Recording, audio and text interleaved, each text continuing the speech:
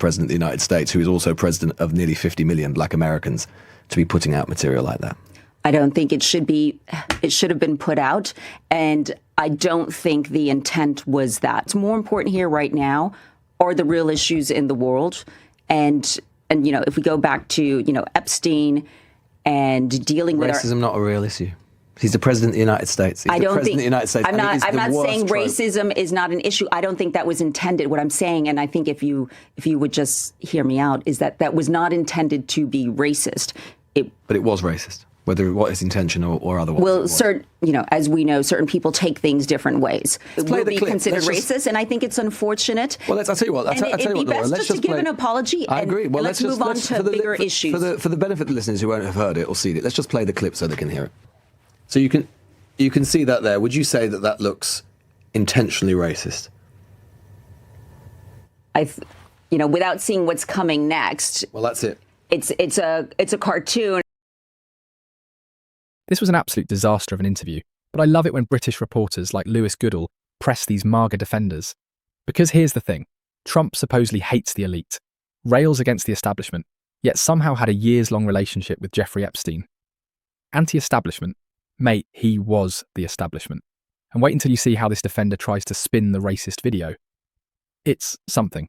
If you love explosive content like this and want to see more, click that subscribe button. Nora Lee Knotson is a Republican commentator and founder of Knotson Advisors. She joins us now in the studio. Nora, thanks so much for coming in. Thank you for having me. Could you just explain? I mean, there are people, and I've spoken to quite a few this week, who've asked me exactly this question. These Epstein files are shaking our politics, and they're a big story in America, but it doesn't seem that there are so many people paying a political price. Well, if we think about the way Trump ran his campaign in 2024, and when he was asked about the Epstein files, he said he was pro releasing the files. And we know Trump is not somebody that's a pure man. He's never run on that sort of platform. And Trump himself is anti-establishment, anti the elite. So this whole exposure of the Epstein files and the lengths that it goes to for the people involved in high power, whether it's in banking, private equity, entertainment world, or within politics itself, people that were high up in Clinton's administration being involved.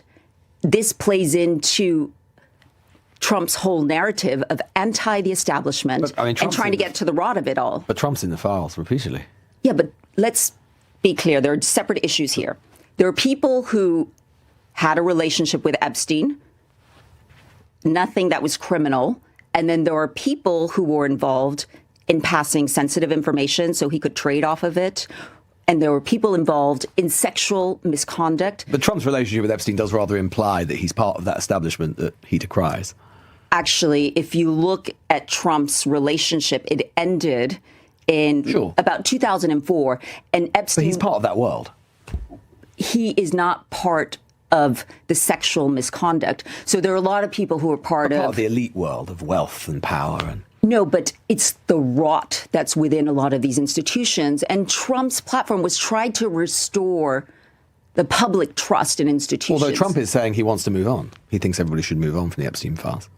I don't think everybody's going to move on, because I think what's really crucial here is the public trust. And it's what are our principles and values, and when will there be justice for the victims? And if it took so long for this to come to light, I ask, how many other Epsteins are there out there controlling our politicians and people in high power? Well, it's interesting, though, you mentioned the victims. I mean, when asked this week by CNN's Caitlin Collins what the president had to say to the survivors and victims of Jeffrey Epstein's horrific abuse, Donald Trump responded by asking her why she doesn't smile more and attacked her for her ratings. What do you think that says about the president's attitude to sexual violence?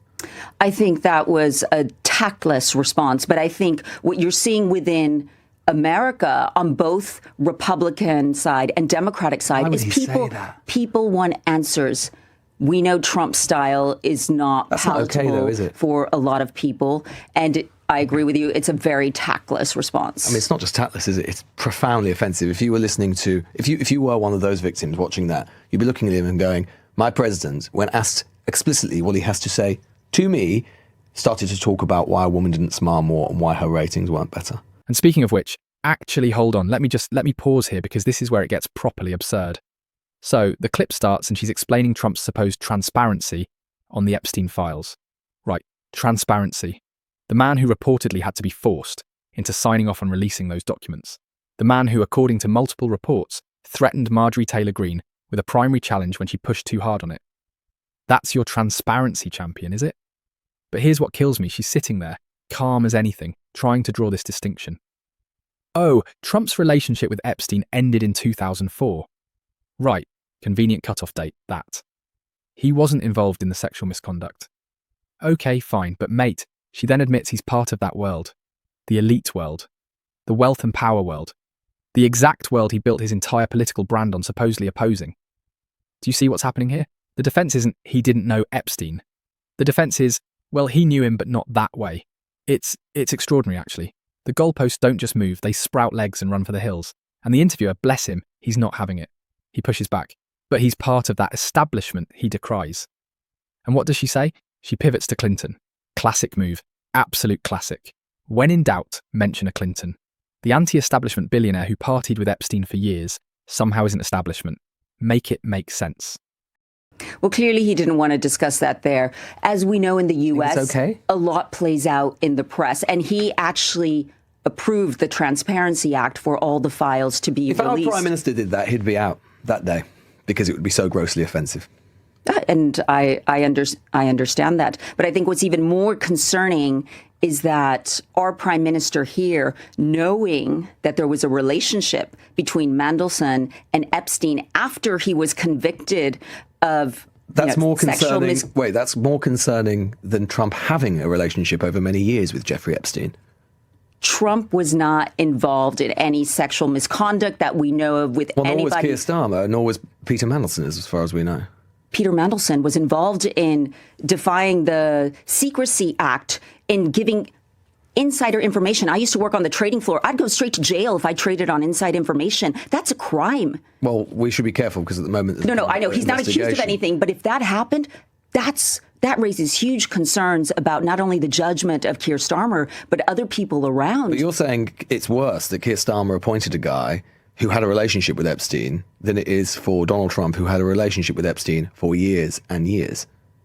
He appointed... We can't seriously be saying that Keir Starmer is in a worse position than Donald Trump over this short... That's not what I'm saying. I think that's what you're saying. What I'm saying is I understand that the way the UK responds to scandal is very different from the way the US responds to scandal. Yeah, well, we do respond. But your party, the Republican Party, has decided to basically let Donald Trump get away with whatever he wants. That's not true. If you've heard Marjorie Taylor Greene, she's gone. She's resigned. Yeah, she's been pushing. There have been a lot of Republicans pushing for the transparency. And he threatened her with a primary in response to it. Yeah, but Trump actually signed the Transparency Act, and all the files are out there. And there's going to be... He didn't want to. He was forced to. Yeah, but it's out there. It's out there. And I think what matters more is our leaders and the principles and having justice for the victims, and then asking the question, actually, who is Epstein working for? Do you think that... Nobody's asking that question. And how many more Epsteins are there out there? And I think that's on a lot of people's minds. Do you think Donald Trump cares about these victims?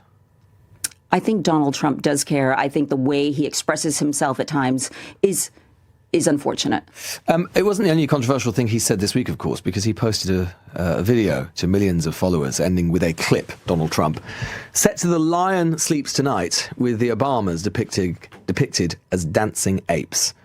Would you condemn that video as racist? I know that Joe Biden was in there as an ape as well, and I think... Yes, but he's white. I think, look, it's terrible. It's not, we shouldn't be posting things like that. But as he said, it wasn't him. He's got a big group that's posting, and we know he's got a quirky sense of humor. Quirky, invoking Jim Crow stereotypes that have been used to justify slavery. Very quirky. That decades and decades. I don't think it was intended, and I think it's unfortunate that it came out. So I would agree with you. It's unfortunate that came out. Well, I wasn't asking whether it was unfortunate. I was asking whether you thought it was racist.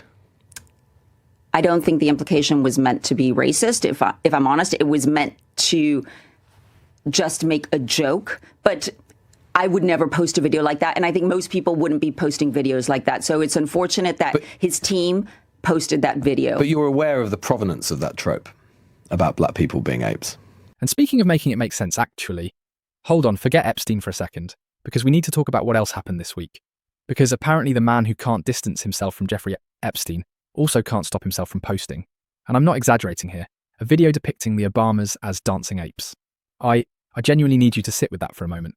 The President of the United States, the same president who presides over nearly 50 million black Americans, shared content invoking Jim Crow-era imagery that was literally used to justify slavery and lynchings for centuries. And his defenders? Oh, they've got excuses. They always have excuses. Watch this poor woman try to explain it away. She says, and I quote, "I don't think the intent was that." Intent? Intent? We're doing the intent defense now, are we?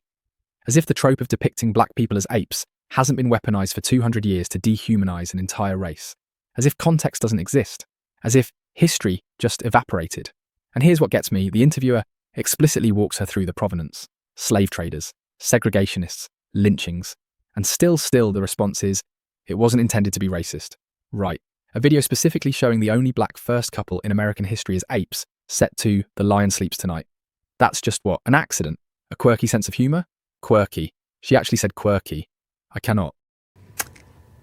I'm aware that in the past, yes, there were some issues around that. Well, you could say that again. It was used by slave traders and segregationists to dehumanize black people and justify lynchings. So do you think it's all right for the President of the United States, who is also president of nearly 50 million black Americans, to be putting out material like that? I don't think it should have been put out, and I don't think the intent was that. Why hasn't he apologized for it, do you think? That I can't answer for Donald Trump. I know he did say, had he seen it, he wouldn't have liked it either. So that's his underway of apologizing, his behind the doorway of apologizing. But we know Trump's not good at apologizing. Well, the president's press secretary actually initially dismissed it as fake outrage. That's very easy for her to say, isn't it, as a white woman? Yeah, you're absolutely right. I think that should have never been published, and I think it's unfortunate it did. I think what's more important here right now are the real issues in the world. And you know, if we go back to, you know, Epstein and dealing with racism, not a real issue. He's the president of the United States. I don't think. The United States. I'm not saying racism is not an issue. I don't think that was intended. What I'm saying, and I think if you would just hear me out, is that was not intended to be racist. But it was racist, whether what his intention or otherwise. Well, you know, as we know, certain people take things different ways, and it's unfortunate that came out and it's been taken off, as far as I know. Why wouldn't he apologize? I mean, it would mean something so much to those people, black Americans, who find it gross that their president, because he's their president, that he wouldn't just say sorry. It would mean nothing to him, but it would mean everything to them. I agree. I think it would be great if he could say something like he backpedaled on Afghanistan as well. I think those remarks were terrible as well. But he's slow, unfortunately, to acknowledge those mistakes. I mean, if children do something wrong, we tell them to apologize because it's the right thing to do. And there it is, right there. I don't think the intent was that. The intent. Oh, we're doing intent now, are we? No, actually, hold on, forget intent for a second, because here's what really gets me about all of this. This isn't just about one video. This isn't just about one dodgy post from some rogue staffer. This is about a pattern of behaviour where accountability just evaporates, where the defence is always, well, he didn't mean it, or that's just how he is, or, and this one's my personal favourite, let's move on to bigger issues. Bigger issues? Bigger issues? The President of the United States posting content depicting black Americans as apes, and we're meant to just move on? I'm sorry, when did basic human decency become a small issue? And look, I have to say, the interviewer there, absolutely brilliant. Calm, measured, persistent. That's what real journalism looks like. Not letting someone just waffle their way out of condemning something that is, by any reasonable standard, indefensible. But here's what should genuinely concern everyone watching this. We've normalised the idea that this man simply doesn't apologise. That's the excuse now. He's not good at apologising. As if that's a personality quirk and not a fundamental failure of leadership. This is what MAGA politics has given us. A culture where admitting fault is weakness, where transparency is negotiable, and where victims, whether of racial abuse or sexual violence, are told to pipe down because there are bigger issues. That's not governance. That's cowardice dressed up as strength. And I'm just so struck that whenever you speak to people who defend the president, they just say, well, he doesn't apologise. Is that okay? We just say, oh, the guy's so unpardonably arrogant that even when he posts videos that depict black people as apes, which is perhaps the worst stereotype and trope that could ever exist because, as I say, it was literally used to justify slavery for 200 years because people suggested that they weren't really human. But also Biden was in there as an ape. But Biden was white. But of course it doesn't matter. Like, if you depicted me as an ape, I'm white. So I'm not part of that trope. You're not part of that trope. Right. But what I'm trying to say is I don't think the intention was that. It's unfortunate. It's like if someone attacked you or used a trope as you as being a woman, it wouldn't mean the same thing to me because I'm a man. Like, it only works when specific people are targeted for what they're targeted for. I understand what you're saying. And again, as I'm saying, because it wasn't intended to be racist and it came out, and for many people it will be considered racist, and I think it's unfortunate. Well, I'll tell you what. It'd be best just to give an apology. I agree. Well, let's move on to bigger issues. For the benefit of the listeners who won't have heard it or seen it, let's just play the clip so they can hear it.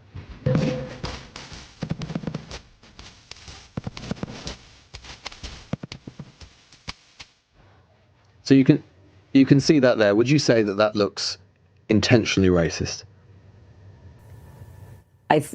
Without seeing what's coming next. Well, that's it. It's a cartoon, and then you're going to say, what are the cartoons? People make cartoons. What are they trying to make a cartoon about? They're playing The Lion Sleeps Tonight, and they're depicting the only black first couple of the United States as apes. And can we possibly say that isn't intentionally racist? I agree. It's not a great image, and whoever worked for him should be fired that put that video out. It's a bit more than not great, is it? No, it's not great. I agree with you, but I'm saying I don't believe the intent was the intent that you're stating. But I think whoever put that video out should be fired. Just finally, the president is continuing, obviously, with. How do you think the president will respond to the fact that the Epstein files have become such a big issue over here? I mean, we've obviously saw what happened with Peter Mandelson. He knew Mandelson. How do you think he'll react to all of this? I think, look, as we know, Keir Starmer's, been a failure as a leader, and this is probably just the needle that will break the camel's back. I think Trump, as we know, can deal with any sort of controversy. I think the relationship between the U.S. and the U.K. will remain strong, regardless of what happens. But I think he's thinking about bigger things right now.